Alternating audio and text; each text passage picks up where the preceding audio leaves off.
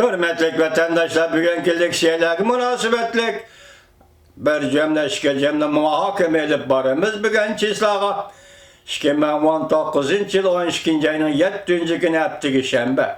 Hürmetlik senatör Cemreç efendi, sizi tebrikleymen.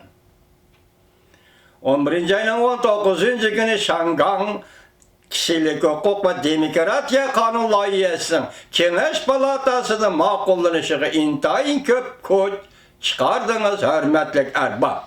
Senatör Cemreç efendi. Hazır bu reytinizin haberi asaslı mesleği şunu değil ki bu katım hem de senatta Kengeş Palatası'da Uygur Kişilik Hukuk Kanun Layihəsinin makullanışığı kelgende sen mucimel gep kılıp sözlü hürmetlik senatör Cemreç efendi.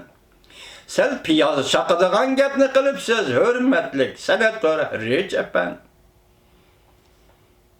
70 yıl oldu. Xitayga mustamlika bolğılı bu millet 70 yıl oldu. 70 yıl Xitayga mustamlika bulup yaşadı.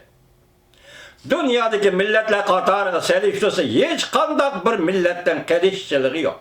Kelip kılılığın yeri yok bir millet Uygur.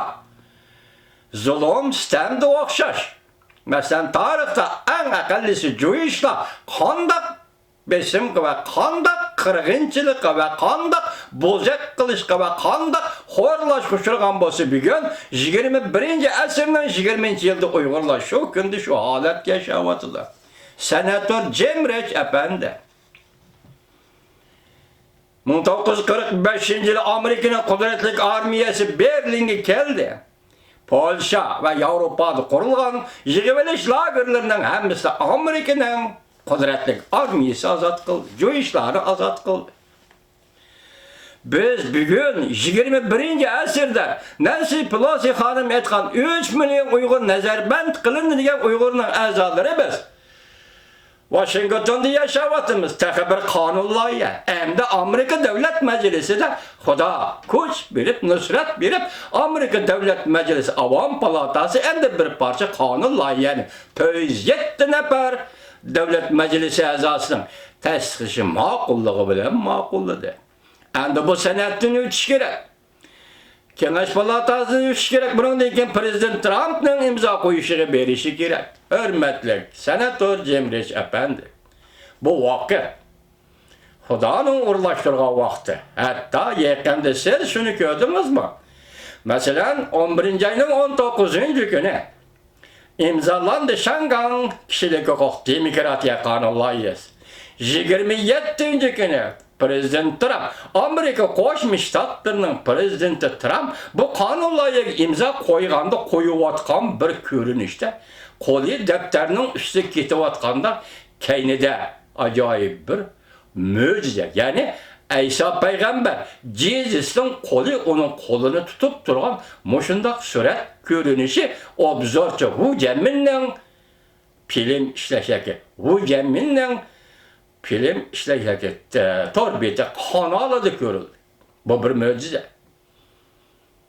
Bu bir mucize. Eğer eğitidiğen bolsa Avrupa Şarkı Avrupa'daki parçalınış Prezident Reagan'ın 1997 yılı 6. ayının 12. günü Germaniyada sözlügen notki Brandenburg koçusu sözlügen notki bilen başlansa bu tarihinin yazılışı, Rusya imperiyasının yemirilişi, Şarkı Avrupa'nın azat buluşu, bu tarih hani şu gün bilen başlansa ben oylayman ki bir gün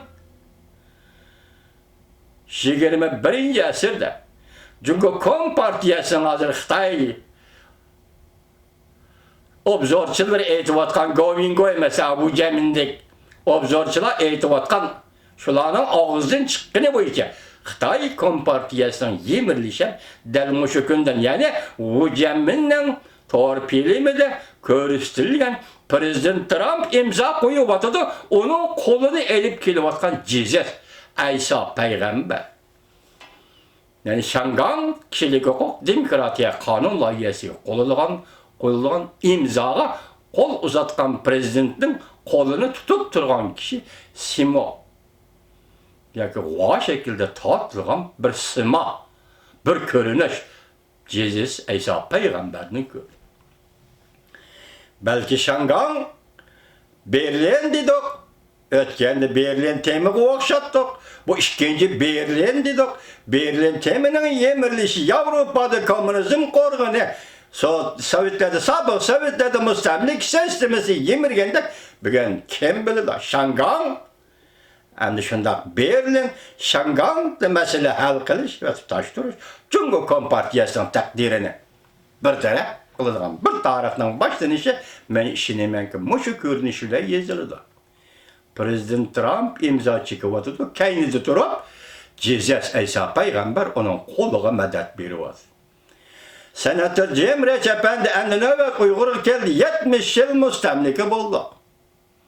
Bu tarih pek uzun. Gingrich Efendi, Amerika'nın dağdarı siyasiyonu Gingrich Efendi, Prezident Trump Aksaray kirgen şundak degen idi, 84 yıllık tarih var aklanadı degen idi.